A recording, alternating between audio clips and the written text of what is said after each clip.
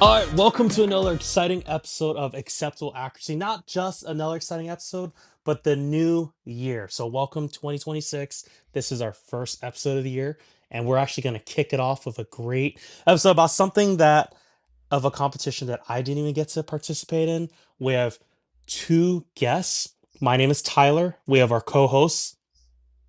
What's up, Tyler? I am co-host number 2 today, I guess. Philip. I guess so. And of course, we've got two guys. These are Philip's new buddies. I've been replaced. It's awesome. No big deal. Well, if you're more busy like wedding planning all the time, you can You go shoot with us. know, you know, that is very true.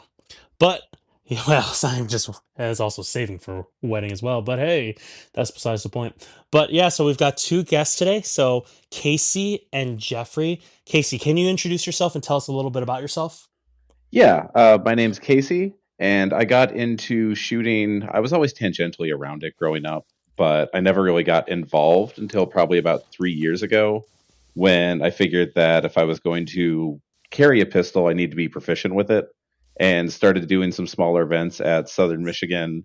And that's where I met Jeff through that, and a lot of great people, and started getting pulled more and more into it, and started shooting USPSA this year, which has been exciting and eye opening for the absolute levels that people can achieve with Oh, it's insane. shooting. It's amazing. Yeah, it really is. I remember Phil for the longest time tried convincing me. He probably tried to convince me for, well, I don't know, it was probably 6 months, if not even a year, into USPSA. And I kept saying no, because for me, I was like very heavy into like more concealed carry stuff. So I was thinking maybe IDPA if I was going to do it. But eventually Phil got me hooked, and I'm like, all right, fine, I get it. So, but all And right, look at you now, A class. I'm like A minus minus. But you're still in A class, so that's all good. I still don't understand how.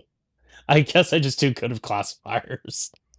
I don't I have to mean, tell it, you, it's man. it's all the stuff that you're good at, draws and target transitions. It So really is. But which I'm okay with. But all right, Jeffrey, why don't you go ahead and introduce yourself? Yeah, I'm a little bit more seasoned than the other members of the team. I went to boot camp back in '89 and had only used rifles, and then had put them away for about 20 years raising kids, and then got back into church safety teams, and so started being a concealed carrier. I wanted to be competent if I was going to do it, and so that drove me into IDPA and a lot of skills training. And then I wanted to do something that's hard, and so that's what pushed me towards some of this adventure racing, kind of bringing the challenge of trying to stay physically fit with doing something that's hard. That's awesome. I love that. So Phil, what are we talking about today anyway? Why do we have these two guests guests today? so both Casey and Jeff were teammates on the Winter Wolverine Skirmish, or the Wolverine 5K Winter Skirmish, I think is the official name. Is that right, Casey? I think it's the Winter Wolverine Skirmish. That sounds right. Uh, so having done the Wolverine before, and Casey was looking for additional teammates. So Casey was kind of like the team lead on this one, if you will. So he was looking for more people, and somehow I was like, all right, fine, I'll go do one again. But spoiler alert, it ended up being a great event, and that's what we're going to cover today. Is we're going to kind of talk about how if you've listened in the past to our Wolverine 5K coverage that's done in the summer in early June, that is different than obviously the winter Wolverine, especially from like a just environmental perspective, because instead of dealing with heat, though there's not as much in early June, you're dealing with the extreme cold. And then they did change things a little bit on the way that they handle land nav. So we'll touch on that. But yeah, that's our topic, kind of in a nutshell today, Tyler. Casey, did I leave anything out that we should kind of hit on to start kind of explaining what the Winter Wolverine 5K is? No, I think that's a really good coverage. It's a mixture of every skill that feels relevant to shooting. It's land nav, it's precision, it's some quicker shooting stuff, it's a lot of transitions. It's a culmination of a lot of what people practice for. That And makes sense. burpees. Yeah. Wait, Yeah, you guys but had to do And burpees? Always. much to my chagrin, yes. Nice. Nice. Jeff was very excited about them, for the record. Well, yeah, because he's a soldier. Burpees are the fun part of life. I don't know about that, man. Did you guys have to do pull-ups at all? I think we opted out. It was an option to do it. I've never been on a team where we've had enough working shoulders to do it. That is fair. I know. I remember when every time we did, like, Phil's like, "You can do pulls." I'm like, "Yeah," but at the same time, like, what was it? You needed to get it was like a quarter point per pull up. So to get 1 point, I need to do four. I'm like, I can do six. So for me, I'm like, I'd rather not waste my energy for that much energy for 1 point. Yeah, because I think they take like the number of pull-ups done over the team release. I think they did it during the summer, and then like divide it by like, Correct. yeah. So if again, if a team of four and you did one, you got a quarter of a point. So Exactly. And I think they yeah, only did full points anyway. So at that point, I'm like, I'm not going to waste my energy for that. yeah, I'd fair. rather use my energy somewhere else, like flipping a tire. Agree. But either way, so tell me about this winter skirmish. Can you tell me what was the format like? Was it similar to the summer or what was it? Yeah, it was definitely a similar concept where you were given a mission briefing that had 10 or so stages. And so you knew generally what you would be doing, but things like distance or target layout was not given to you. And Oh, okay. then you would go and earn points towards through your land nav. So you balanced how much land nav you wanted to suffer through versus how well you can shoot, and Yep. that's really it. But it is really challenging, but it is so much fun because you can serve towards your strengths and hopefully avoid your weaknesses. Hmm. That makes sense. So how many competitors were there? Do you guys know? I believe there were 10 teams and 4 or 5 individuals. Oh, it's not bad. That's actually a pretty good turn, especially for beginning of the year. Because it was like what the first weekend of January. Hmm. Hmm. That's wild to Yeah, me.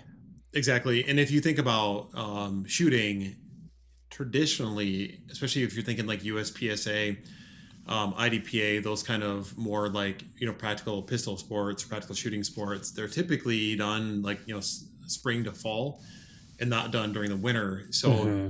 a lot of people tend to hibernate for those sports, or they dry fire or whatever. Oh yeah, it's their off So this season. is yeah, it's all exactly it's off season. I guess it's a really good way of describing it. Um, so this as an opportunity for people to shoot during quote unquote the off season and to do so in a different way.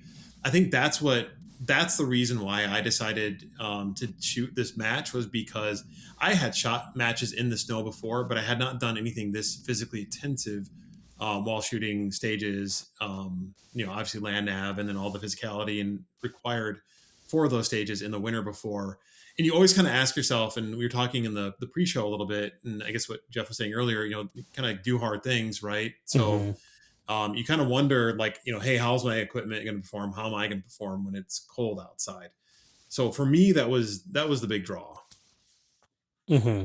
That makes a lot of sense. So for an event like this, who's it for? Tell me about that. Yeah, I like Casey grabbed that one. I think it's for people who really enjoy doing burpees in the snow. Um, I think a So, lot of the crowd that I saw there was very dedicated people that wanted to see if they could push a little bit further and what the bend and break was with their setups. I mhm. think No, that Yeah, I think you're going to see a lot of people that you know tend to want to mix the competitive shooting with some physicality. I wouldn't say to the point of like what a tactical games would be, and that's a lot more like basically CrossFit with a little bit of shooting. This is mhm. definitely equal parts. Like, you have to be a good shooter in order to get points, but you also have to be in some sort of physical shape. Though that can vary depending on, again, what stages you choose to do and not to do, right? But again, with the land nav portion of it, especially being the snow, and I'm sure we'll get into that, um, it was rough. The summer was definitely rough, but in the winter it adds this whole level of complexity to it. Mhm. So you mentioned summer. Before we kind of talk about that, what experience? What did you do? You guys have any prior experience with the summer 5K? I know Phil. This is you've done what like five summer Wolverine 5Ks before. Yeah, that sounds about right. I know I've done three. What about you, Casey? I'd only have done the one summer one before, and it was this year. Okay, I and was an then what about you, Jeffrey? I was an RO the first year about 3 years ago, and then I was able to compete on a team 2 years ago and last year. Okay, gotcha. Okay, so you guys have Obviously, you guys have done the 5K before. I believe this is the first winter 5K, correct? Yeah, it Yes. was the first inaugural winter skirmish. I will add too real quick before, if people have not listened to our episodes before about the Wolverine 5K, it is in Michigan and it's held, hence the snow, and it's held like northern-ish on the Lower Peninsula. It's like Um, Central Michigan. yeah, and then it's held at Marksmanship Training Center. Hmm. Interestingly enough, the summer 5K is run by Claire, who's like kind of the main guy there, and then this one is actually done by, I think there's two or three other guys. I'm not sure how they were associated with MTC, but they basically asked Claire if they could do this match, and he said yes, but I'm not gonna, like, I'll help you from like a back end perspective, but how you decide to run it, set it up, and that kind of stuff is on you guys. Oh, I didn't. So Claire didn't really have much involvement then. Yeah, I think he ordered some stuff, like, Oh, for sure. logistically Yeah. provided the rules, obviously, that he had created, and there's a lot of Hmm. work to be done in that, and then obviously provided support day of too. Hmm. Interesting. All right. Cool. All right. So, kind of going back into the summer 5K, what was the main difference between the two?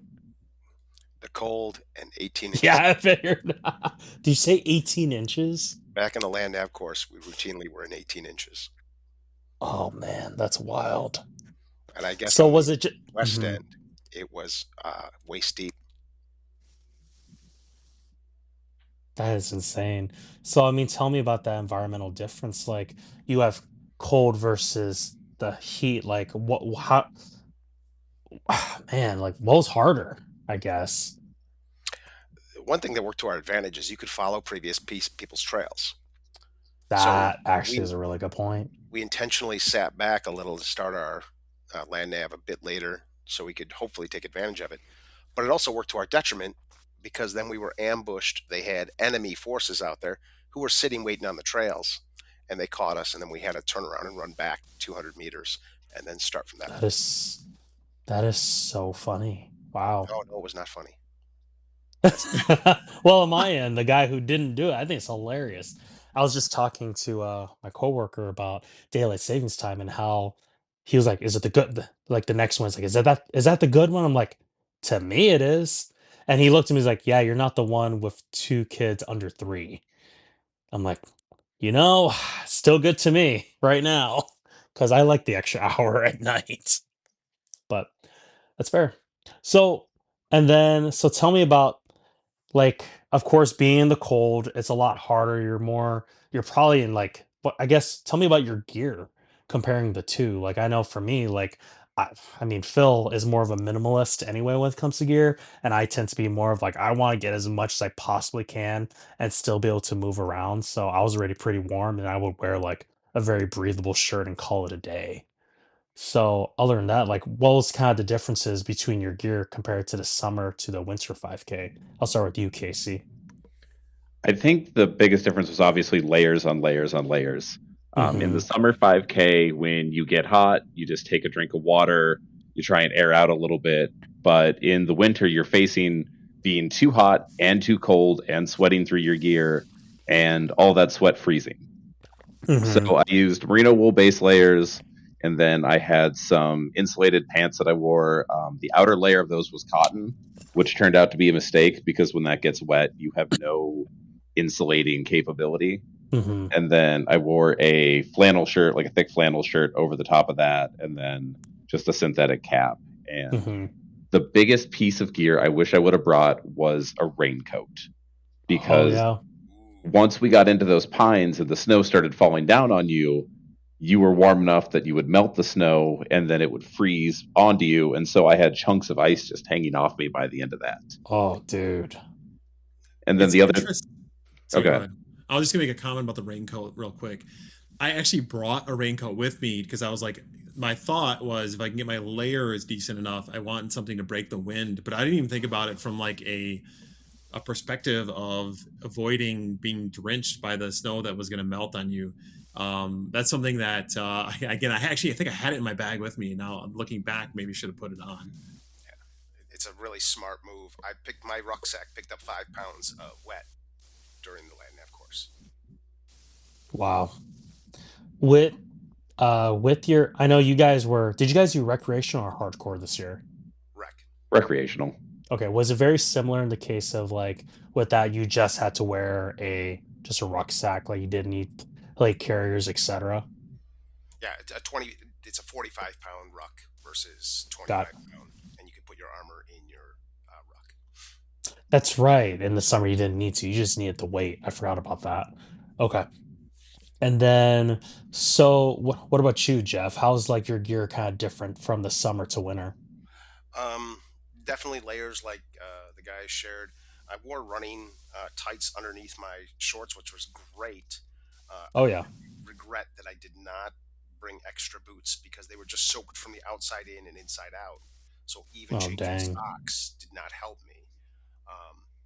And that was really the because I had been training in that gear and I knew I could run all day in there. I just forgot that I will have to stop running and I'll be a hot, sweaty mess. So Hmm. How was the physical demands? I know Phil, you've kind of talked about that with like the Wolverine 5K. I know Jeff briefly spoke about that at the beginning about doing hard things, and you like to really compare the Wolverine 5K. It's like this is something that's hard, and that's why I do it. So, can you tell me about this hard thing with the Winter 5K? The biggest thing I think with the winter 5K is that when you're in this like the summer, like I would say the stages were probably the physicality was probably the same level. You're Okay. just doing it within a different climate, right? So if you're because as soon as you start moving and you're doing burpees, like you're warmed up almost instantly, which honestly was really great. And I'm glad that we started. That was a great idea from Casey from the get go. He's like, hey, let's do some of these physical stages to start, Mm-hmm. because it did warm us up a bit going into the ruck. So we weren't like you kind of knew your what temperature, at least for me, what I was going to be when I was going to be out on the land nav. Right. Again, maybe not quite as intense because doing burpee straight for I don't know Mm-hmm. whatever 5 minutes, whatever it was, That's you know, insane. is pretty. It makes you pretty warm pretty quick. Whereas like if you're rucking, you're going to be more consistently warm. Right. Mm-hmm. But that actually, I actually really appreciated that because then my feet, my hands were pretty warm to begin with, and they stayed that way until the end. But the physical, again, the challenges you run into is like you're on snow, you're potentially on ice as the day goes on, so you're having to be more careful about like if they're dealing with sand in the summer, right? There's obviously trip hazards or difficulty moving through that, but ice and snow are different beasts than themselves. I chose for like the shooting stages just to wear a pair of boots with pretty good grip on the bottom of them. But some Mm-hmm. people would wear like yak tracks that give you additional like Oh yeah, cleats on the bottom of it. forgot about those. Yeah, and then going back to the gear stuff real quick, during the land nav part of it, you had the option to walk the whole thing if you wanted in your shoes in the 18 inches of snow, Mm-hmm. or bring snowshoes. Casey pretty early on messaged to say, "Hey, I think we're doing snowshoes."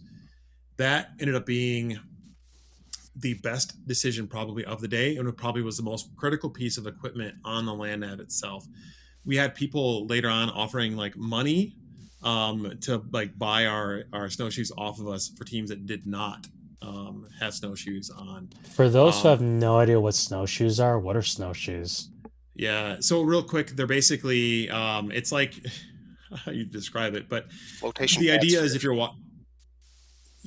it's like you're basically increasing the area surface area that you're stepping on when you step into snow, so you don't sink as much, right? Okay. So it makes it a little bit more difficult to walk in. But we started off on foot because we were on the road, and then we transitioned to out in like virgin snow or beat down path in like the woods, and then we transitioned to snowshoes, and then immediately your ability to go much further, at least for me, and I think for everybody, I can probably speak for your uh, your ability to go longer goes way up, right? Like you realize that you're capable of doing a lot more instead of like Hmm. stepping into snow and then stepping out of snow. You're standing on top of it. Yep. You know, I had to look it up because I'm from Hawaii, man. I've no idea what snowshoes are. Gotcha. Fair enough. That's actually a legit question. I just assume everybody knows what they are. No idea. They Yeah, at first my brain went to like like you're walking on tennis rackets, but kind of. I mean that's like the idea. So I see it now. They kind of look like little canoes on your feet. Yeah, kind of. The other thing I will Or say too is when you're in the winter from like a physical demands, you want to make sure that you're always hydrating. and you Hmm. don't necessarily think about it because when you're like in the summer, you're sweating and you're sweating, and then you're in your mind you're so used to saying, "Well, I'm sweating, I need to drink." Well, in the winter, you can't necessarily see the fact that you're perspirating as much, Well, it's just and so dry. right, you don't say feel it as much, but like they did in the safety brief, they're like, "Hey, because it is so dry out, you should probably be drinking more." And it's the whole thing of like drinking until your urine is clear, right? So Hmm. I think I stopped probably like 3 times on the land. I had to pee because I drank so much. Nice. But yeah, and then forcing yourself to eat as well too is important. But that's also the same during the summer. Hmm. Yeah, no. So, like, what did you guys do? Did you guys just all have like little camel packs? What'd you do for hydration? So I used a Camelback, and the hard part about that is the water will freeze in the line. Oh, I didn't And even think about that. our fourth teammate actually had that happen where he left his in the car overnight or something. So when he Oh went to take a drink, it was no. frozen solid. And so what I ended up doing was every time I would take a drink, I would blow air into the tube to clear the line until I'd hear some bubbles in the actual water bladder. Yep. And that the bite valve kept freezing on me, but I could just chew on that to get it going. Hmm. And that was probably what saved me from a really bad time. That's insane. That And makes I'm old sense though. school, just a bunch of water bottles and try to My keep it. man. What would you, I did Philip? the I did the same as well. I actually put liquid IV into some water bottles, thinking, and I guess I should look at the ingredient list on that. I feel guilty for not doing it, but my assumption was there was some salt in there, and that would help with like the level of freezing because obviously you salt to level your Hmm. freezing point. But that did nothing. It actually had bottles that were sitting in the car overnight, and I opened them up, and as soon as I opened it, we have a couple chemists with us. They can probably explain what happened, but the water froze almost instantly when I opened it, even though it was not frozen before I opened it. So, That is um, crazy. Well, but I I mean had that. like Hmm. I had Gatorade and then Gator Light with me, and that stuff did not freeze. So I assume Got there's it. something in there that helped. Interesting. Yeah, you would think with liquid IV because it has electrolytes in it, but I don't know. I mean, I started making my own DIY electrolytes for a little while, and I remember I did that for the last USPSA I did. It was just such a hot day, and just actually no, that was the last day I used liquid IV, and then afterwards I made my own DIY mix, and it's been great. So, but okay. So tell me about the so leading into it. Of course, this is the first winter 5K. I guess what were your guys' expectations of the actual 5K? I'll start with you, Jeff. I I did not know what to expect because we didn't really get the mission briefing until I think a week out. So Oh, I knew dang. the general issue would be suffering, um, but how was going to be challenging. But I was really excited because I knew there were things that I would excel at, and that's really just suffering.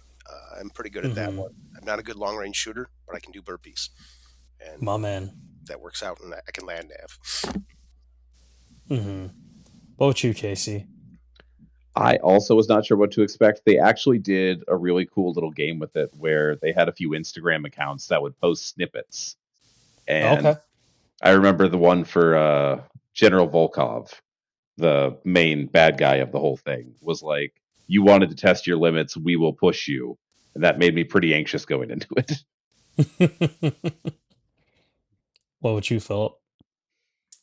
It's one of those things where it's the whole concept of you just make assumptions based on your day-to-day reality, right? And I grew up like cross country skiing, had done some snowshoeing and stuff like that, so I kind of knew what it was going to be like to be in the snow, but I forgot what it and how things were kind of different up north, right? So down here Hmm. we'll get like days where we'll get a bunch of snow and it'll gather in the trees, and then it'll like thaw or get knocked out or whatever. But one thing that we dealt a lot with, especially towards the end, was the accumulation of snow in these like scrub pines that were end up being a huge pain in the end. And then or branches when you're out in the woods in general, and they're dumping the snow on you, which again is what Casey was talking about earlier, where you're Hmm. getting snow dumped on you constantly and having that melt. And I did not even think that that would be a thing, and it didn't like cross my mind. I knew there would be some snow, but that you get on you, but not to the extent that we got dumped on constantly while we were out in the woods. So again, it's just one of those things where you don't really know until you go do it, right? Which honestly for me is one of the advantages of being part of an inaugural race like this, because nobody really knows what this is going to be like going into it, because you're not really overly familiar with like what that's going to be like in that specific area, right? Hmm. So that was really enjoyable, and now it's kind of like going forward. That's always going to be kind of spoiled, right? It'll be fun because then you can kind of figure out how you can game things, quote unquote, game things a little better in years down the road based on experiences that we had the previous years. Hmm. No, that makes a lot of sense. So, now, of course, you have like these expectations, really not really any expectations because you didn't really know what it'll be like. So, what did it end up becoming? Like, were there things that really kind of surprised you, or things you're like, huh, I didn't even think that would even happen? So, tell me about that, I Jeff. was, yeah, I was very surprised at the precision shooting. I've never shot over 350 yards or 350 meters, so that was eye opening Hmm. to me to do it with an AR. I turned a lot Hmm. of ammo into noise and didn't hit anything above 5 to 700. What kind of magnification were you using? Were you using LPVO or red dot Yeah, magnifier? What are you using there? LVPO, 2 to 10. It's Okay. just that I don't have access. I have not made access to a range at longer distances a priority. That's fair. We're using a full 16-inch, or I guess I mean that'd be the minimum for a rifle. Or we're using like a pistol, or what barrel length were you using? So I'm running an 18-inch heavy barrel. It's been Gotcha. very Okay. effective out to 300. And Oh this year, yeah. because of previous mistakes, I switched to first focal plane. So I don't have to do Okay. math. And that's been game changing. Hmm. That's awesome. Okay. And then, what about you, Casey? What were some kind of things that kind of surprised you? Whether it's like the terrain, cold management, stage stuff, or whatever. What kind of was like a huh? I think the first quick lesson I learned was that the snow will get everywhere and it will Oh, do dude. everything mean to you. Oh yeah. Um, the first stage we did was just a run and gun, 2 shots on each target over some vehicles, and the vehicles had a bunch of snow on them. Yep. The first shot, my suppressor blew snow everywhere, Oh and it just dang. completely caught me off guard that, oh, this is going to do this for the rest of the day. Hmm. And so that kind of frazzled me for a second. And then things just like your optic getting absolutely coated when you Yep. go down to do burpees. And I Yep. think somebody said they had their dot go down during that. Oh Um, I don't man. I don't remember who it was, but Now, Yeah, my dot was yeah, filled with snow, yes, exactly. so but the you were Oh first just man. shot kind of cleared it. Yeah. yeah, the Hmm. first shot did great, so I'd almost have to waste the first shot just to be able to see. Oh man. When you say dot, are you guys talking about your pistol dots? Yes. Yeah. That's a enclosed emitter life, man. Just saying. Lesson Hang learned. on, before we get this real quick, Tyler, Casey, would you like to tell Tyler what kind of dot you have on your pistol? Yeah, I'm running a enclosed dot. It doesn't matter. I You'll For the tried. record, for Casey and Jeff, Tyler and I go back and forth on this a lot, and I knew you were going to say something about that, Tyler, Of so I course just I let you would. say it, and then I was going to kick it over to No, Casey. it's fine. I think I figured one of you at least had one. But I will admit, ever since I changed to enclosed emitter, I am a very, very happy camper. So, which dot do you have, Casey? the Hollow Sun EPS. The exact same one. Yeah, That's yeah, awesome. yep, yep. That's so great. That's right. I knew that. We literally compared guns last time when we did USPS. I knew that. That's so funny. Oh, dude. Okay. Yeah, And and I will say the snow even gathered in the optic, like with the I have a Safari Land like level 2 holster, and with I have the shield that goes up over the optic. It didn't matter. oh, I believe it. Yeah. I No. think like dirt, maybe like sand, that kind of stuff, it might help with a little bit, but like snow is just so fluffy and light, and it goes everywhere. So what I'm So as hearing soon as you, is next time I go shooting, I just gotta like place my gun in the snow and see kind of what happens. yeah, And that, or do burpees in the snow. Oh, that works too. Yeah, that's fair. Okay. No, I'm just really because of course I don't. I've shot in snow. I mean, I've dropped my mag, reload. I don't really care. I've never actually like done burpees in it. I remember one time, I don't know if Phil remembers this, but years ago I went on sabbatical for work, and my first 2 weeks I went to Hawaii, went back home to visit family, And then after that, I actually went to the UP in February and just hiked for like 5 days. And the huge juxtaposition of Hawaii to the UP was kind of crazy, but at the same time, I don't know. I had a blast, like just making sure. I remember now that I remember actually seeing people with snowshoes, just things like, huh. Like as I was there, I started going to the store to buy things I needed, like yak tracks or just other stuff to make sure I don't die out here. The first thing I got was a Garmin Instinct, so this way I wouldn't die in the snow because I there were no tracks. There, everything was covered, and I would be sinking or slipping on ice. We So might die, but at least we can track you back to your watch. that's true. Fun fact: I actually lost my phone at one of the hikes, and I had to backtrack all the way to the front of the trail, and I finally found it. But it's crazy. I literally found it right there on the ground on top of snow, right on the trail. So, and right where I slipped, of course. So it made sense. I didn't realize until like 2 miles later, of course. It's okay. I lost a radio and it's still up there. Are you serious? Yeah. I That's actually I ordered a new one. It came today. So okay. Well, that's good. Oh man. So I guess tell me about the. Did you guys have any oh no moments during the event? Very I guess much Phil, you so. lost a losing radio. my radio. On the land nav course. That Oh yeah, sorry. Good. On the No, land nav course, sorry, I about was halfway saying. in, I noticed that my compass needle would follow whichever way I want. The liquid froze inside of it. Oh I've never no. seen that. How cold was it actually? I It should was have like asked that 12, first. but I don't put it in my pocket. I just Oh, let it okay. hang. So, but clearly it was Yeah. not alcohol Tyler, filled. Tyler, did you just say, "Oh, okay," to 12 degrees? Yeah, it did. Okay. Well, I mean, like I guess because it was 12 degrees like last week here in Grand Rapids. So I was just curious to know. Obviously, don't get me wrong, 12 is cold, especially being out that long. But at the same time, I was like, okay, yeah. Like if you're telling me it was like negative, I'm like, oh dang, that's terrible. Don't get me wrong, 12 is cold. What? I, It was. yeah, It I started off mean, as it did start off as a beautiful day. It was sunny and 12, and there was no breeze. It didn't end that Gotcha. way. Oh It yeah. started off Oh, beautiful. for sure. yeah. I Phil, think, you're so baffled right now by my reaction. dude, you're the guy that's like out in a t-shirt when it's like 40 degrees out. So Well, I mean, I guess too for me because when I was in the UP doing that, I literally was wearing like a t-shirt and like one of those thermal shirts and just hiking. So I don't know. I just regulate well. My big thing is just making sure that I have gloves on. Other than that, I'm fine. Or just layered yeah, properly. Like I remember I was working at UPS when I was a loader. I would wear a t-shirt, like a tank top and shorts, loading those semi trucks in the winter.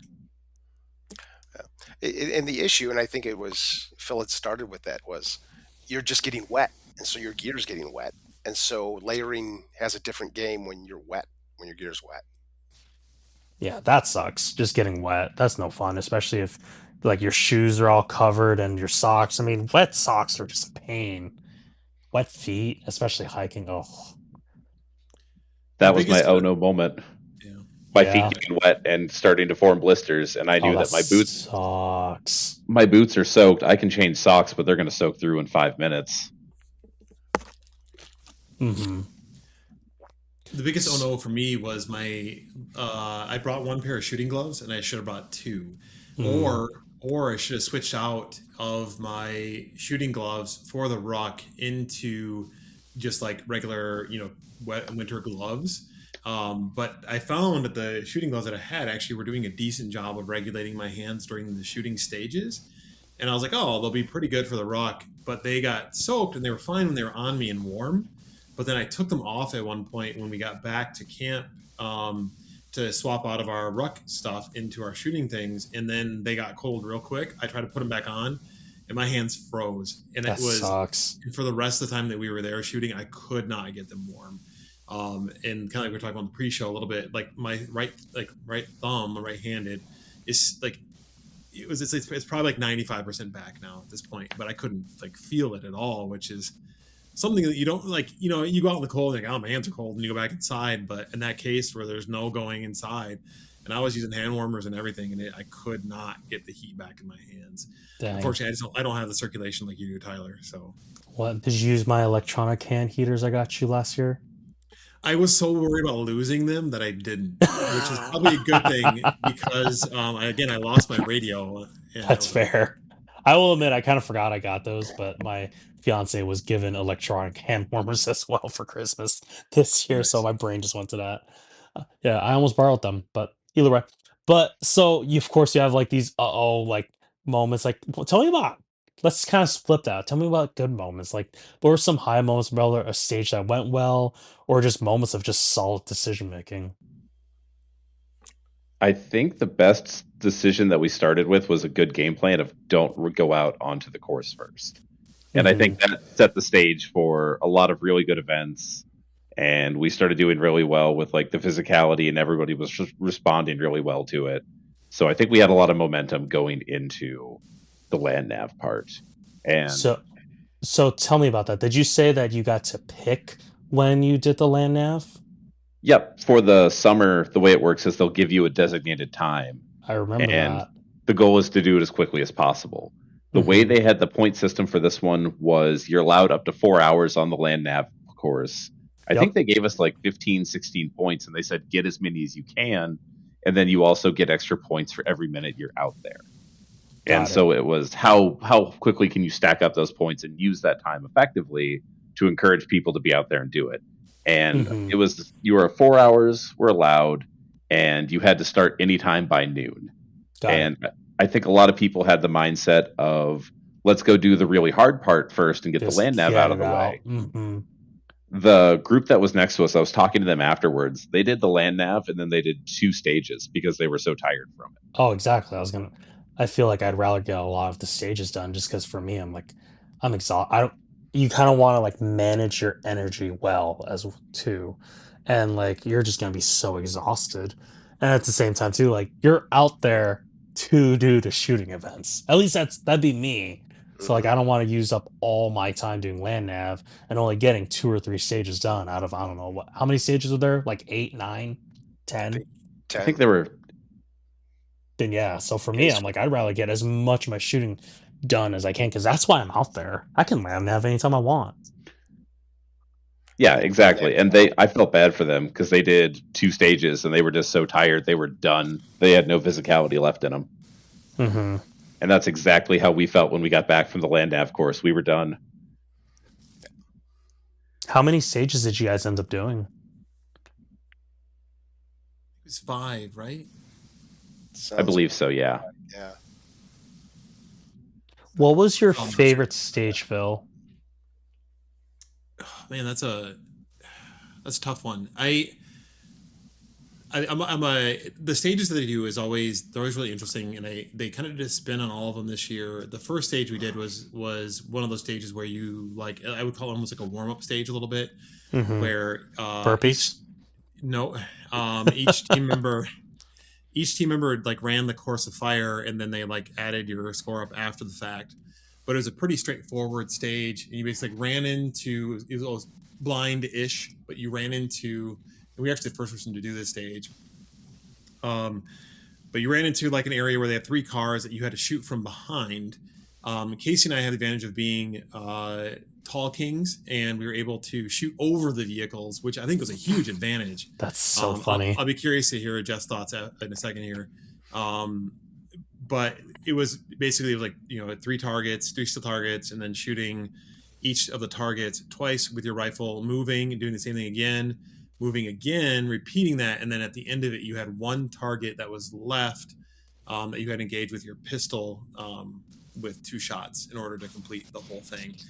That was a good warm up. I really like those kind of stages, and then it was different because again it was in the snow, and similar to Casey, like I was shooting and it was like blowing snow off the top of these cars because they had recently been snowed on, and we were the first ones to go. And I had some concerns about like visibility, but it really turned out to be really nothing because the snow was just so fluffy. Hmm. But then there's another stage that was really physical that involved throwing like hand weights and then rolling barrels and Oh, fun. moving some like jugs of water and stuff. And that one was fun because it was very like team focused and like, communicating and moving, and it was really entertaining. Like I had a really good time with that stage, and just when you get done with it, you really feel like you've done something, right? And something that you wouldn't normally do when you're shooting. Yeah, How much were the those- weights that you guys were throwing for that one? We had the baby weights. It was only, it they let was me only enjoy. 20 pounds. They gave me the 20 40. pounds is not baby weight. They gave me Jeff the had 40. Yeah. Wow, you gave the old man the 40s. Well, he was so excited about like working out and doing hard stuff. We're like, well, by all means. Take that. Looking back on it, though, because I want Jeff to take a chance to talk about that too, and then the previous stage. But looking back on that, I probably should have done the heavier ones because I had such a mechanical advantage of being tall that we probably would have done less movement as a result. But again, that's just a takeaway.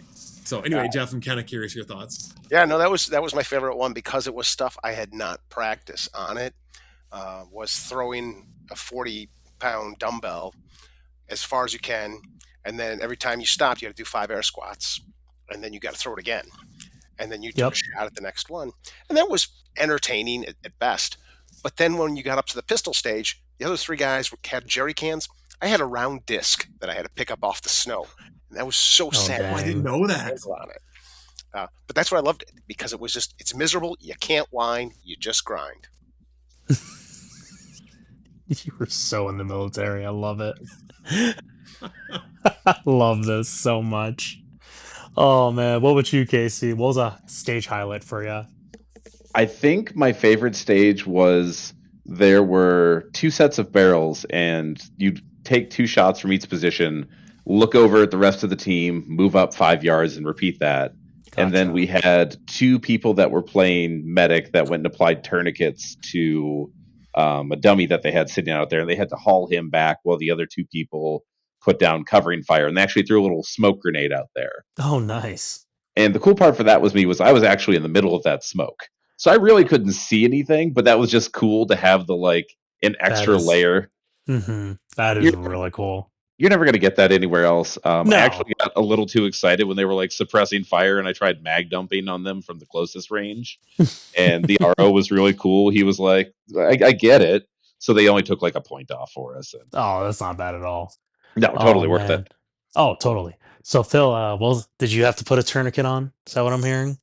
No, again, because Jeff was just so excited about the physicality. I was like, oh, if you want to drag dummy, by all means, I will gladly let you do that. I'm easily entertained, guys. I love this. This is so awesome. Well, there was some strategy to it. The other guy that was on our team was a little bit, I won't use a normal heighted, we'll say that, around the same height as Jeff. And then this was the stage where we used the advantage of having 2 right-handed shooters and 2 left-handed shooters, and then use that as that is nice. That is really nice to have. So yeah, that was pretty cool. How tall are you, Jeff? 5'10". Okay. Wow. Normal heighted. Thanks for that, Phil. That's for West Michigan, bro. I'm 5'8". No, you're not. You're 5'6". Don't even lie. Wow. I am 5'8", sir. Okay, fine. 5'7 3/4, but still, I can round up. That's awesome. Yeah, Michigan. West Michigan.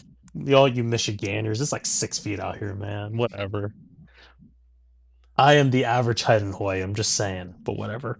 But all right, that's awesome. So I guess tell me about your guys' gear.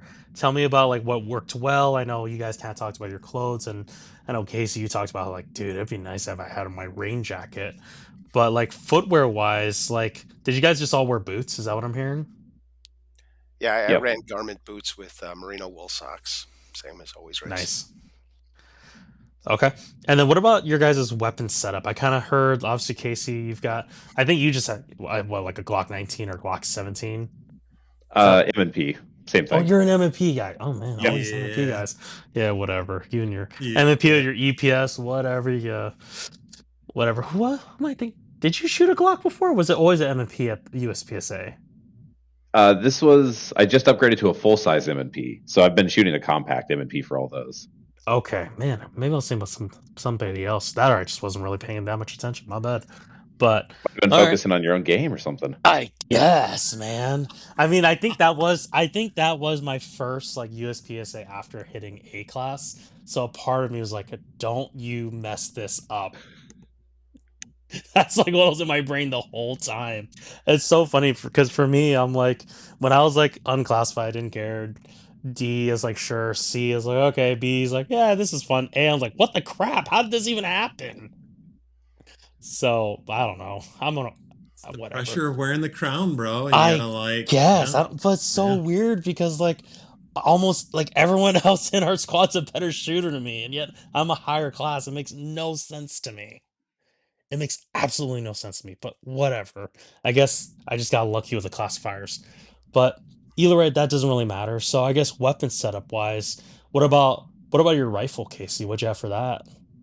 I was running a 16-inch Daniel Defense M4 V7 with Oh, nice. a Nova LPVO with a piggyback dot on it. Okay. And then what kind of sling did you have? I was running a just Oh Vickers, yeah, nothing just exciting, yep, love it. and What you, then Philip? Oh yeah, keep going. My bad. and a Huxworks suppressor. Huge fan of Okay. those. Yep. What you, Philip? What was your setup? I ran my main squeeze, as I call it, as we discussed in a recent episode, also named Black Betty. And it's a PWS 11.85. It's some weird length. It's so funny to me how it's I technically don't not a yeah, pistol. it's well no yeah, it is SBR, with a arrow precision lower. And for those that don't know, the PWS uppers are all long stroke piston, which in theory is more reliable, and in my experience has been the case, right? Like you get all of like the quote unquote benefits of having an AK in a AR platform, right? The reason I got that initially was because when you're running suppressed, if you have a flow through like Casey does, you're not eating as much of the like back pressure and like the unburnt powder in your face. Um, Whereas if you're running like a traditional can, and you have a piston gun, you don't get as much back. You're always going to get a little bit, but you don't get as much back in your face. And it truly does. It's a huge difference. I've shot it with a DI, my suppressor with a DI gun and not a DI gun. But I love that rifle. And PWSs, they guarantee MOA accuracy, and I am getting that out of that rifle. It's a bit heavier. Honestly, I don't really mind that in a shorter package because it does help.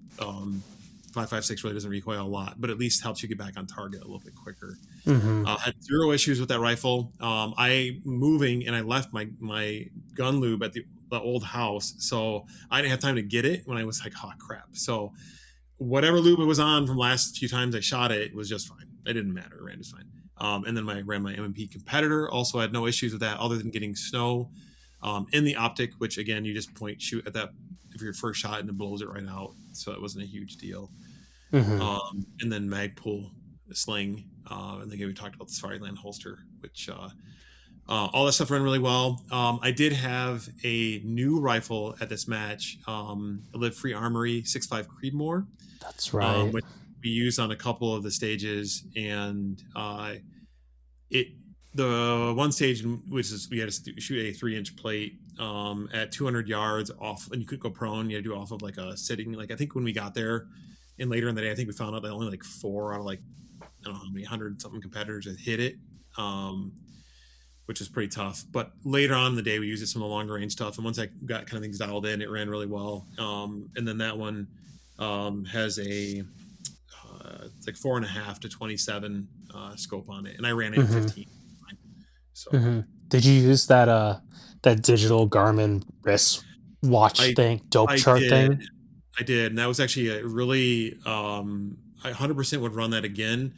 So I have a Garmin 701, and it has a pretty large screen on it, way larger than you would want on a traditional watch. But I figured out all my ballistics with using like a chronograph, the BC of the bullet, the weight of the bullet, all that, calculated that all out, and then went and checked it as best I could at South Kent, which goes out to 500 meters, Mm-hmm. and then verified the dope on that, and created a dope sheet using applied ballistics, and then you set it to the watch, and I had it set at 100-yard increments. So when we knew roughly what the distances were, I was able to quickly look at my watch and then dial those distances, and it was huge. I'm not a big long range shooting guy.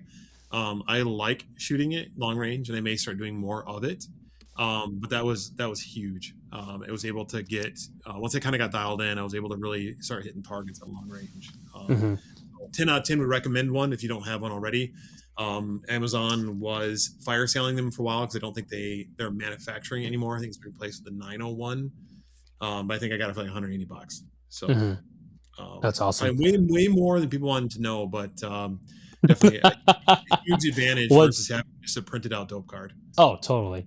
Was that, and then going back to the long range rifle, was that the only one you guys shared, or were there multiple long range rifles? That was it. That's awesome. And then, of course, Jeff, I know you already spoke about your AR a little bit, so tell me about your pistol setup.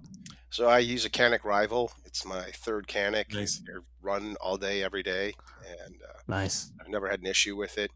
I'm really happy with that. And then I'm running a Swamp Fox optic. Big shout out to him. Yep. Super supportive of vets and great discounts. And Oh, I that's awesome. throw it in the mud. It's yet to go down on me. So great company. That's awesome. Were you about to I say will. something, Phil? Yeah, I was. I will say, all of the guys running ARs, their rifles ran like a top all day long. The one guy with the AK had problems. Did he really? Yeah, which to me, I was like, and that could have been his AK setup. In that he may have had pre-existing issues with it, but I was like, dude, we're like in the AK's natural environment in the cold I snow. was gonna say, like, I feel like if anything, an AK should run like a dream. I think he said he had a loose gas tube, so he wasn't getting all the like recoil he should have been getting to get the next round in. I think he was double feeding. Man, that stinks. But okay, so I guess kind of going, so with gear, did you guys have any like cold related failures? Whether, I know you talked about your optic, there are times you literally had to take a shot in the blind so you could see again. Did you guys have anything else die, whether a battery or anything like that, or losing a radio apparently? Thanks, Tyler. Oh, I'm gonna bring it up multiple times. Don't worry. Yeah. I think we had your rangefinder. Somebody's rangefinder was having issues, and I don't know if that was cold or just we were really tired. And the mental component of your brain will fail on you. That's so true. I mean, I remember you talking about your compass dying, Jeff, Yeah. or like getting frozen. That's still crazy to me. Yeah. Because I could turn. I noticed it was real slow to go. And then I did a 180 and it didn't move. I was like, it's frozen. And fortunately, Casey had a backup one. So he let me Oh, use that. that's good. Two is Was one. there like any? Mm-hmm. Yeah. Yep, go for it, Jeff. No, No, you're fine. Go. always carry extra. And I couldn't find my second one around the house. So thankfully, Casey. Oh, well, yeah, that worked out. Did you guys have anything? Did you guys have like anything where you're like, you know what? I'm never gonna run this again in the cold. My boots, they immediately Yeah, soaked through. that sucks. Were they not waterproof, or did it wear off, or what I think there's happened? I think they're supposed to be water resistant. They're just some mid-height Moabs from Maryland. They work great, amazing in the summer. And Oh, for sure. I think it was just a combination of water coming from the outside and going inside. And I brought gaiters, and I really should have worn them, and that'll stop the snow from getting in around your ankles and everything. I'm Mm-hmm. sure when you take that first big plunge into snow, you get a non-zero amount that just shoots right in there. Mm-hmm. Echoing Casey and Philip, I would have brought extra boots, extra gloves. Yeah, I think that was again the gloves being the big part of it. Just like having duplicates of pretty much everything that for your extremities is a good call out. Extra batteries. I did for the 701. I did have a second pair of batteries. I put them in the grip of the rifle, which I, looking back on it, I probably should have put it on something that was closer to my body to keep them warm. Mm-hmm. But I kind of figured that had a potential of dying in the snow, and I had done some shooting in the cold intentionally for this match in advance, and noticed that the batteries on the thing were draining pretty quick. So you can swap batteries on it pretty fast. And again, going into the stage, you don't have it ready to go. But yeah, the gloves was the biggest part. Like having cold hands is no fun. And then Hmm. I couldn't find like a set of hand warmers that I brought. Unfortunately, Casey had brought a huge pack, so appreciate the assistance on that. I would have brought my minivan because I could have turned it into a warming tent. Yeah, somebody had a warming tent there. I Yeah, was actually kind of like, oh, that's a good idea. yeah. That's But right. I Where was did you guys? Did you guys like? That's right. So did you guys just have like a little tent or something, or like a canopy? no, we were out of four or three cars. So I met Casey in the town nearby. We rode together. So he had his Yep. small car, and then I think there was a Chevy Monte Carlo, and uh, Philip might have a Rav4 or something, but no big cars. Oh man. I've Yeah, also you Yeah. guys. That's cold, man. And then did you guys just stay like just a motel out of town or something, or did you I guys did. all kind of just meet up? I drove up the night or the day of. So What time did it? What time was the briefing? I eight think we o'clock. met at 7. Yeah. Okay. Yeah, and I think the briefing, like competitor sign, I think started, but it was like between 8 a.m. and 8:15. Um, I had checked my time because I actually drove to Traverse City because I got a pretty cheap hotel up there, Oh, okay. like right on the lake actually, which ended up being really beautiful. I actually drove up a little early just to be able to get some daylight to be able to look out the window and see the lake. Oh, for sure. Yeah. Um, but I mapped it the day before during the day instead of like at night. So I arrived like just like maybe 3 minutes for 8 o'clock, Oh, which ended up dang. being fine. But ideally, I would have been there earlier. I got super lucky because somebody had just moved a vehicle. And Casey had parked near the entrance because they were there early. Like, I should have been. So I pulled into that spot immediately. Like I drove in, I was like, boom, right there. I saw a few cars down for those guys, but ended up being fine. I was by myself in that vehicle, and by the end of the day, it was just a huge mess. Stuff was all over the place. I don't know how you guys Hmm. did it out of the back of Casey's Rav4, if I'm being honest, because it's just a lot of gear that you're like switching in and out from like the ruck to shooting and then back again and then having to grab like your long distance rifle or against my case long distance rifle, all the ammo associated with that and everything. And then in the summer event, Tyler, we had like the wagon. We would go between stage and stage to Oh yeah, stage, I remember. and you could typically did a sled. I saw that was kind of an interesting idea. I You could was use the actually, back of the yeah. sled. If you had like a slide with like a solid like squared off back without it so it wouldn't slide off would work really well. Hmm. We just carried ammo cans around, and then I think everybody pretty much had an overcoat. And then I put my mittens with me, and put hand warmers in those and tried to keep my hands warm between the stages. So that worked out okay. And then you kind of take that stuff off. So you're doing a lot of like layer management all day long. Hmm. And since we couldn't really get completely out of the snow, it was hard to shed all your gear off and put new gear on. I thought about renting a U-Haul cube truck or getting a box truck would be Oh, amazing, and just put a big propane heater inside of it, climb in, yeah. stages, warm up, change gear, because Yeah. we saw some elements within our team of just cold fatigue. Oh, for sure.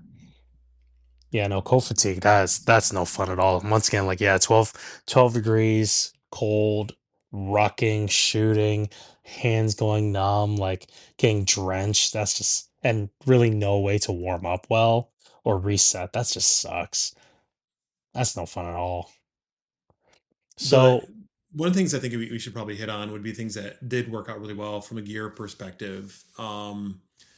I guess I'll kind of take that off because before I forget it, I have a pair of snow pants that have a inner leg, like you can zip them down almost all the way, and it has vents, but then you mhm, can zip it up to close it off. And I didn't take those off all day long. I've used those in the past.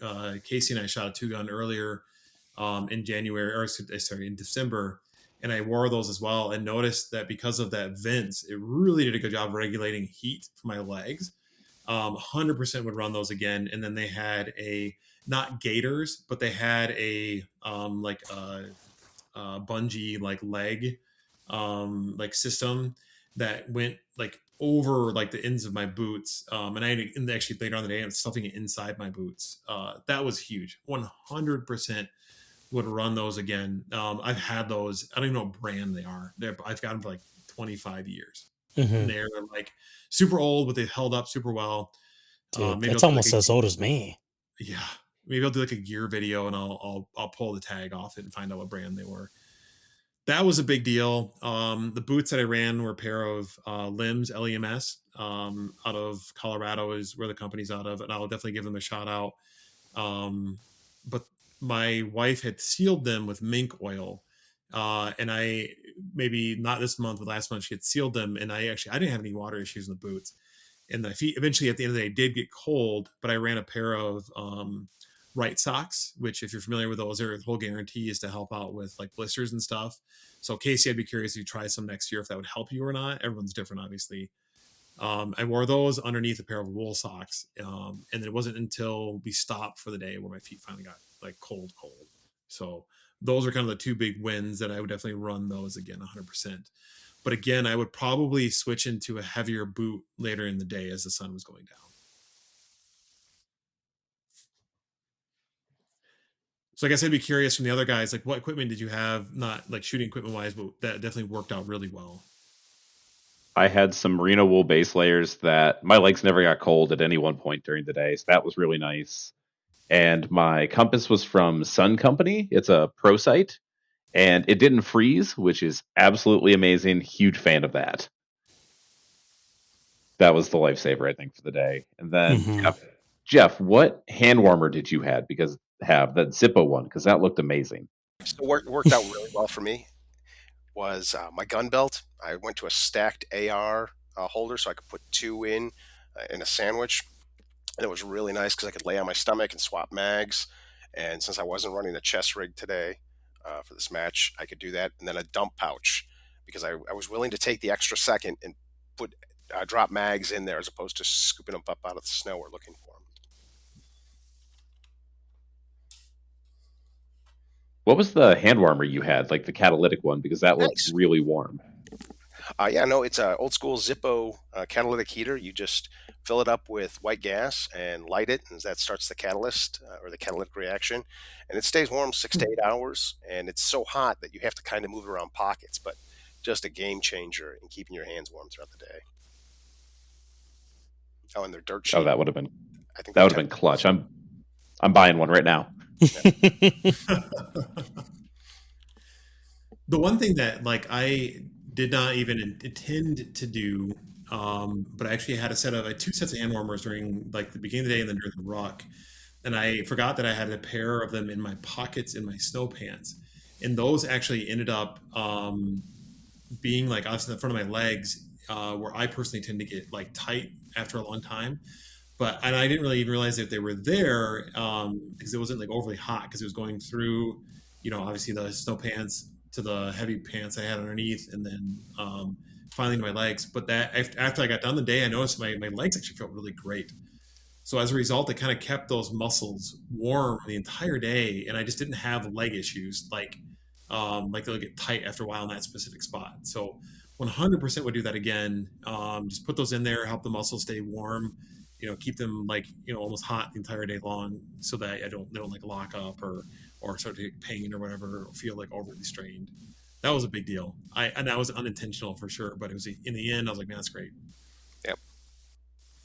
Not to jump the gun, but I'm curious what you guys did to recover afterwards. Hmm.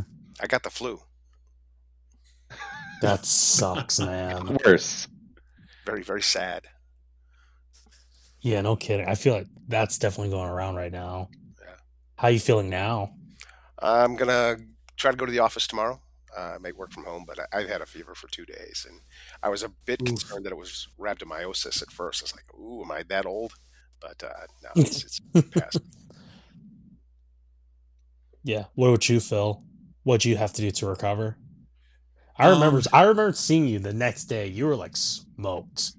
I was pretty smoked, and it was kind of dumb. I ended up going to early service at church, which was kind of dumb. I should have gone a late one, but we're still moving, so there's a bunch of stuff I wanted to get done that day.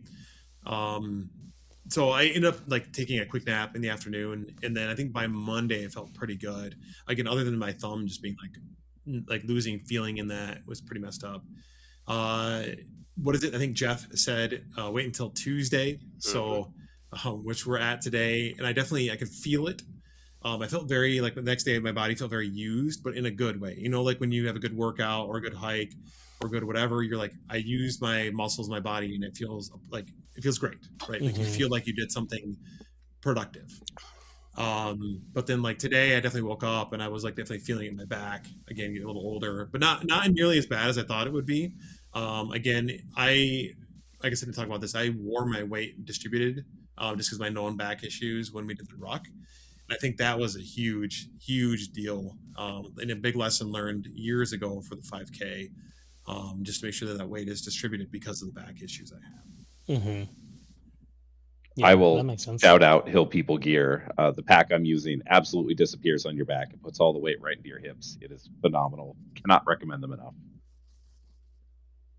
That was actually a failure on my part. I had a bag that had a hip strap on it, and because of the additional layers and then the body armor, I couldn't actually get the strap around me all the way to like collapse without like completely like squishing me. So I ended up not having anything on the hips, but I didn't have a bunch of weight in the backpack, so it really didn't matter in the end. If I was putting weight on there, I definitely would have brought my backpack, which has more adjustment space to be able to handle that. I've never been able to run with armor on for distance. It shakes too much. I just feel like I'm always balancing against it. So I've always thrown it in my rucksack and just running an old Marine Corps Arcturix pack, and done 4 races and a couple 100-milers with it. Works well. That's amazing. Wow. So of course, now that it's done, what are some things you guys would do differently for training in preparation for for a winter 5K? Secondary land nav competency, just because I could see my brain was getting fuzzy at about the 2 hours 45 minute, and I was really struggling with northwesting. I was really just, Got it. and I didn't have the ability to have somebody check me effectively. That makes sense. I Oh, you, think Casey. getting on an exercise bike where you have to push and pull a lot more, because those snowshoes get really heavy really quickly and they will make your hips very aggravated pretty quickly. So I think instead of just going for pure cardio, going for that specific movement as much as possible. Smart. Yeah, no, that makes a lot of sense. Philip? I would have done burpees. I struggled at the end of those. I was pretty smoked. Burpees are hard, man. My shoulders definitely hurt the most. But I think somebody was talking about, maybe it was Casey, who was saying they had a friend that did like 100 burpees a day for a year and lost 30 pounds. And I'm like, that dude, dang, was that you, Jeff, who was talking about that? Yeah, I was a good friend of mine. He's the one who inspired me to do burpees more. And I honestly, that's amazing. I need one way for my body to recover, but people always say this, but like, I think I'm going to find a way to start introducing that like daily, if not like every other day, because they do truly give you almost like a full body like workout. It is a full body workout. And I don't when we were doing them, I really didn't mind them, and it doesn't, again, getting a little bit in my 40s now, it doesn't really irritate anything. At least for me. So I was like, I could probably, if I did those, that stage would have gone a lot better, or faster for me, I guess. Did you have to do a certain amount of burpees? So many burpees. You did, there was 5 shooting stations, and you did 5 burpees at each station. So you start off with 5 burpees, you shot 6 times, then you advanced 5 yards, did the same thing. And so you did 5 repetitions. Got it. 30 burpees, 30 shots. Yep, got it. Oh man, yeah, that's a good amount. Okay. And then, so for someone, if it's like their first time, like what would you recommend for them, like in preparation for an event like this? Now you guys have done it. I would say get your cardio so you can run at least 9 miles without stopping. Oh dang. That's what we usually run. It was 9 miles. I usually track that for both the summer and the winter with the events, is about 9 miles. That makes sense. I'll mirror that. I was tracking all my data on my watch and everything. And for 3.5 hours, my heart rate was pegged at the average of 145, which is it's And cooking. I believe it. So prepare for endurance. You don't have to be the fastest. You just have to be the most stubborn at quitting. I'd like that. That's awesome. Philip? yeah, I 100% would mirror that for somebody that wants to do something like this, especially if you're a desk jockey. Having run a bunch earlier this year in preparation for the Badger Trekker, I definitely could tell there was an improvement overall as a result of like just the ability. But I've always had like I even joked about this the day of. I've had the spiritual gift of suffering, which sounds like Jeff also enjoys that spiritual gift as well. Yes. Um, and I really like I don't really mind doing like that kind of stuff where you're just like mind numbingly like trudging through stuff is just like I find that semi enjoyable. And then you have to find the joy in it as well, which is something else to consider. Realizing that like hey, number one, you're alive, number two, you're doing something really cool that instead of sitting in front of your computer. So I think mentally being prepared to handle that and not giving up and just realizing that you're telling yourself you're having fun, which I mean I think we all did. Having that mental preparation is really important, right?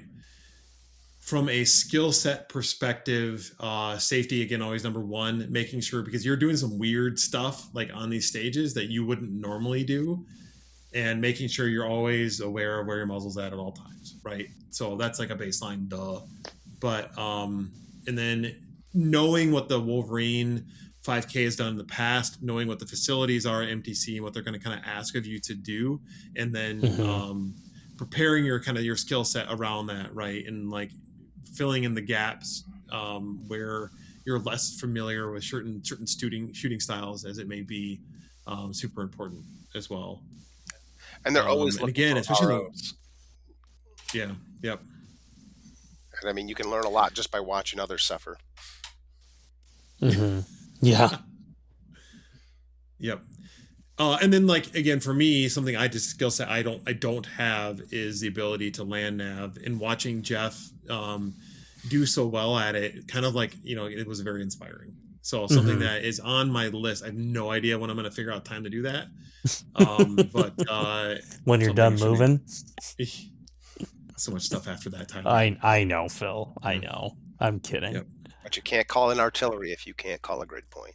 So That's fair. That is very fair. it's a useful skill. So now here's the real question. Would you guys do it again? Oh yeah, Yeah, definitely. I would do it this Philip? weekend if it was available. I would too. Really? Okay. I Yeah, mean, it it seemed was. like it based off what Yeah, I'm hearing. You're piquing I you're piquing my interest. I love the winter. I love snow. Some people are weird about that. I live in Michigan, so I don't always take advantage of the four seasons. Especially like the winter. So being able to go out and enjoy like God's nature and suffering a little bit, Hmm. honestly, was really really enjoyable. And I I get it. again, I would do it again, just like Jeff was saying, 100%. Yeah. The shooting stages were good. Obviously, you always hope that you can shoot a little bit more, but the match was well run. The Hmm. ROs did a really good job, which is all you can ask for. I got into the social media stuff a little bit. The guys that were running that was kind of fun. Like it gets you psyched up for the match, right? I think they'll strategize next year on how they're going to run the social media again, and maybe try to get more people involved with following the social media. Not everyone does social media, so it's tough. But it was well done and it was fun, and it kind of put you into that like mind space of the match, right? So that all kind of adds up. It's that next level effort from the match directors and match runners that I really kind of appreciate, that you may not notice like until you think about it afterward. Hmm. No, that makes yeah, no, I get that too in terms of like when you're talking about enjoying the seasons. That's why I went to the UP a couple years ago and just went up end of February, beginning of March to just hike, and I was just like, I'm gonna enjoy Michigan. And I had the time of my life. I just haven't had a chance to do it again, but I definitely would. So I guess that does kind of pique my interest. I was pretty, I don't know, I guess kind of leading into it when you told me about it, I was like, I'm not doing that, man. Because I think you tried to see if the Calumet dropouts would do it, right? Way back when. I had floated the idea, but I knew that there was no way from a timing perspective that the rest of the team could make it work due to them having just gone on vacation and then having to have potentially taken that Friday off. It probably wouldn't have worked. And then Hmm. knowing with you and your vacation schedule, I guess it probably would have worked because you guys were off. But It is, but at the same time too, it like would have been tough on that Sunday. was Yeah, the day before like the first Sunday of the year, which is probably one of the most important Sundays for my right, church. So for me, I was just like, no, I need to be fully ready and energized for Sunday, which I'm right. glad it was because it was I needed to be on that day. Yep, So understand. yep, that makes sense. But I understand why they do it when they do it because in theory, more people are off as well. So it makes sense. But okay, so what would you guys? Well, I guess we kind of already talked about that. So events like this, kind of final. Any? I guess you guys have any closing thoughts? That was one of the more physically demanding things I've ever done in my life, and it was a ton of fun. And like you guys were talking about with just unlocking that fourth season up here, I think there Hmm. were a few points when we just hit points and we were kind of like breathing and kind of recovering, and everyone just looked around. It's really pretty out here, Oh yeah. and I think that added a lot to just like really be able to enjoy that fourth season that it feels like you're always just stuck indoors in. Hmm. I guess my favorite thing was, setting your rifle down in deep snow. It's a rifle. It's its job. It's supposed to be a tool. Agreed. I agree. Yeah, I love it. Right, Phil? No, actually, that's a good point. Because you do set it down, you pick it up, and you're like, "There's snow in my flash hider. I don't know what's gonna happen." And it was fluffy enough. Like, yeah, I'm sure it was. You're like, "Yeah, this will be fine." But yeah, it's like one of those things. When are you going to do that? Like, you're not going to do that when you're at the flat range, right? Which I guess technically we were at a flat range, but you're not willingly going to do something like that, right? Hmm. Whereas, like, in the stage calls for it, yes, you have to do it in order to properly shoot stage. So that was cool. Final thoughts on it. Definitely something to do, an opportunity to continue to give you a reason to go shooting year round. I spent a lot more time working towards long range shooting as a result of this competition. I had on my list to get a semi-automatic 6.5 Creedmoor. This gave me a reason to buy it finally. Getting like a large frame AR rifle, and now it's got me kind of really interested in that side of things and seeing how I can make improvements for the next time I have to shoot a long range rifle, which will probably be in one of the Wolverine 5Ks coming up. That's awesome. So Phil, on that note, what's your life advice? Gosh, I knew you were going to do this to me. I paused. I waited. I know you did. And I thought about jumping on it too and being like, no, but I appreciate you. I'm not gonna ask the guests to go first. I know you're not. That's fair. All right. So life advice. We talked about a lot of things tonight. Obviously we've moved. My family has moved recently. I am sometimes a stubborn individual where I don't feel like I should allow people to help me. But we had a family from our church recently that like literally showed up and was like, "Let's move stuff," which ended up saving us a ton of money. You kind of get the hand, like the personal like touch of moving things. They kind of respect your things a little bit more, maybe than the moving company does. And again, just letting people help you with things. Hmm. And then the flip side of that is doing the same thing for others, making sure that you're offering them help when stuff like that comes up, because you're gonna lose like time. Time is super valuable, right? You're gonna quote unquote lose time, right? But I wouldn't say it's losing time. You're investing in other individuals, right, and investing in relationships. Oh yeah. So again, let people help you, and then do the same and help people, because you're gonna end up having um, like an experience that you'll be able to talk with that person again down the road. They'll be like, "Hey, you remember the time you guys helped us move?" Or like in the case of this recent match, I'll be like, "Casey, do you remember the time that you were doing math for me on the long range because my brain wasn't working anymore?" That's amazing. Thank you again, Casey, for doing that. That was a struggle for everybody. I had to take off a shoe to do some counting. That is amazing. With that, Tyler, what's your life advice? So the funny thing is, I had two leading into the podcast pre-show. We're kind of joking about. I was thinking like, huh, my life advice was going to be hire movers. People don't want to help you move, but apparently you found people who want to help you move. That's awesome. The funny thing Yeah. is, your wife actually recruited me to move, and I said, "Yeah, I'll help." I joked. I pulled out my wall and was like, "Here's a 20 towards mover."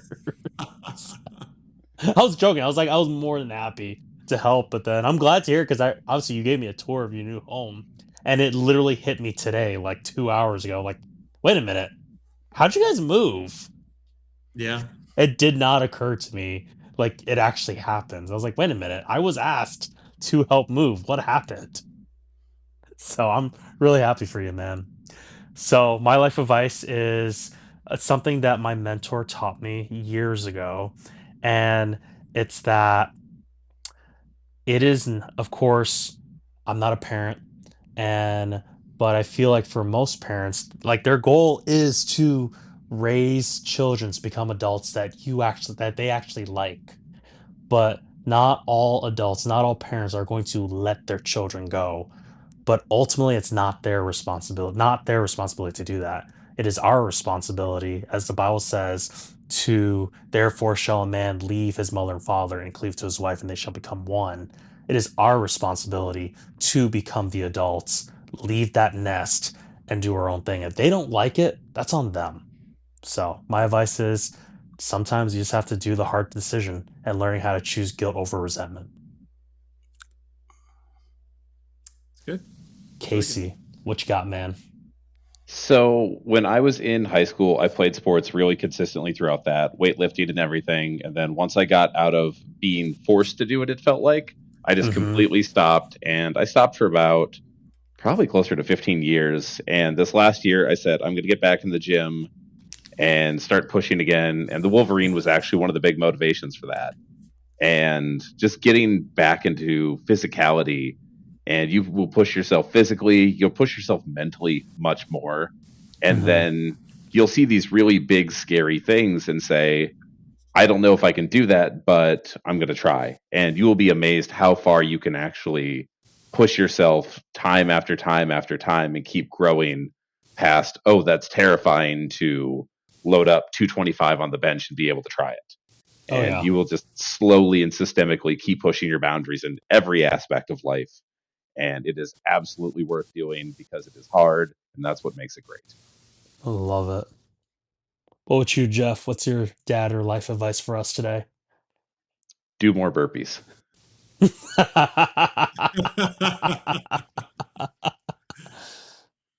Really, based building off of Tyler is children are a gift from God, and gifts are only Amen. valuable when you give those to others. And so my children Mm, are starting to leave the nest now, and I see that because I want to guard them and guide them, but I also have to push them out so they can spread their wings and go forward.